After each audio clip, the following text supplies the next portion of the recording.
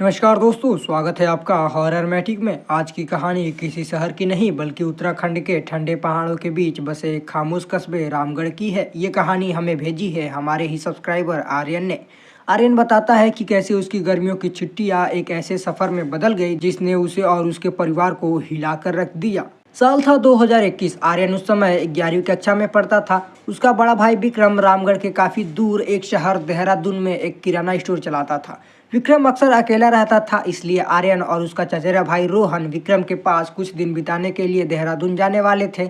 लेकिन किस्मत को कुछ और ही मंजूर था। रास्ते में भारी बारिश और लैंडस्लाइड की वजह से उनकी गाड़ी रामगढ़ के पास ही फंस गई। रात हो चुकी थी और आगे बढ़ना भी नामुमकिन था। विक्रम ने फोन किया और कहा, फिलहाल तुम लोग रामगढ़ में मेरे एक पुराने परिचित मिस्टर खन्ना के पास रुक जाओ। वे शहर से थोड़े दूर एक पुरानी हवेली जैसी मकान में रहते हैं। सुबह होते ही मैं खुद आ जाऊंगा। आर्यन और रोहन के पास कोई और चारा नहीं था। वे मिस्टर खन्ना के उस मकान पर पहुंचे। वह मकान वाकई में बहुत पुराना और विशाल था। मिस्टर खन्ना ने उन्हें ऊपर के 2 मंजिल पर कमरे दिए। आर्यन का कमरा नंबर 4 था, जिसका खिड़की सीधे पीछे के जंगल की ओर खुलता था। रात के करीब 10 बजे थे। आर्यन और रोहन थक गए थे, इसलिए वो सोने की तैयारी करने लगे। आर्यन ने बताया कि जैसे ही वो अपने कमरे में घुसा, उसे एक अजीब सी गंध आई, जैसे कोई चीज सड़ रही हो। उसने इसे नजरअंदाज किया और बिस्तर पर लेट गया।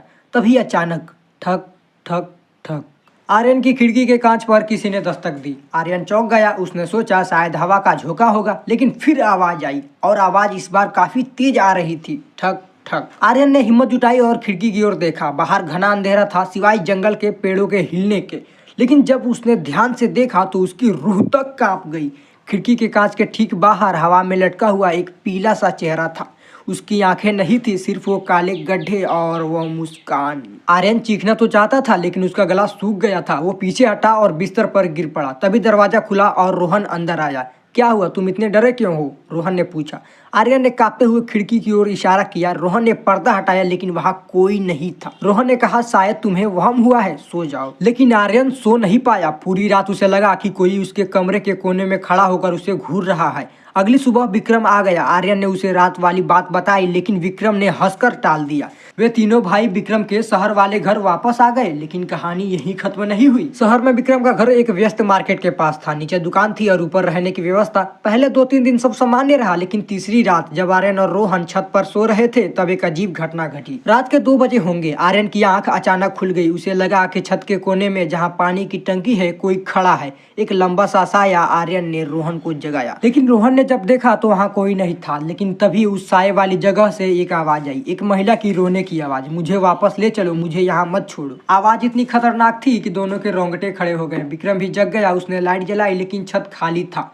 विक्रम अब गंभीर हो गया था। उसने बताया कि इस मकान के पिछले मालिक की बेटी की मौत यहीं हुई थी, लेकिन उसने इसे अंधविश्वास मानकर कभी ध्यान ही नहीं दिया। अगले कुछ दिनों तक उनके साथ अजीबोगरीब चीजें होती रही। कभी रसोई से बर्तन गिर जाते, तो कभी आर्यन को अपने कमरे में किसी और की परछाइयां दिखती।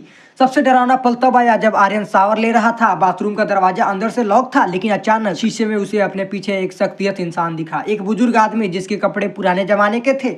आर्यन ने पलटकर देखा तो वहाँ कोई नहीं था, लेकिन जब उसने शीशे की ओर देखा तो वो शख्स अभी भी वहीं खड़ा था और उसका चेहरा वो इशारा कर रहा था सीधे नीचे जमीन की ओर। आर्यन डर के मारे बाथरूम से भाग निकला। उसने विक्रम और रोहन को बताया। विक्रम अब समझ गया था कि ये मामला अब सामान्य नहीं है। उसने फैसला किया कि वे लोग इस मकान को छोड़ देंगे और होटल में रुकेंगे। लेकिन जाते जाते आर्यन ने एक आखिरी चीज देखी। जब वो अपना सामान पैक कर रहे थे, आर्यन की नजर खिड़की से बाहर पड़ी। सामने वाली इमारत की छत पर वही पीली चेहरा वाला साया खड़ा था, जिसने उसे रामगढ़ हवेली में देखा था। और इस बार वो साया अकेला नहीं था, उसके साथ वही बुजुर्ग आदमी, रोती हुई महिला, वही साया था। वे तीनों आर्यन की ओर देख रहे थे। वो मुस्कुरा रहे थे। आर्यन और उसके भाई तुरंत वहां से भाग निकले। वे सीधे एक होटल में रुके। उस रात आर्यन को तेज बुखार हो गया। वो कुछ बड़बड़ा रहा था। वो मेरे पीछे आए हैं, वो मुझे नहीं छोड़ेंगे। विक्रम बहुत ज्यादा घबरा गया। उसने अपने गाँव के एक तांत्रिक बाबा को फोन किया, जो देहरादून से करीब 50 किलोमीटर दूर रहते थे।